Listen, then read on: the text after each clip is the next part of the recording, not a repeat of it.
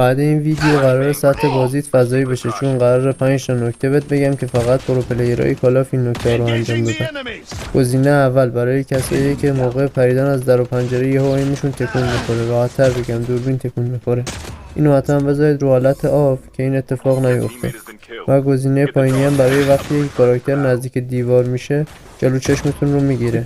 اگه این گزینه رو فعال کنید، کاراکتر وقتی که نزدیک در و دیوار میشید نامرئی میشه.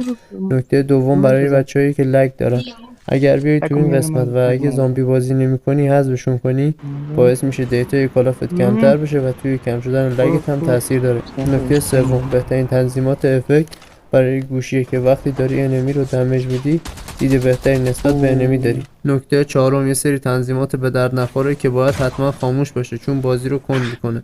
و نکته پنجم که باید آف باشه که موقع پرش از ارتفاع چترت باز نشه.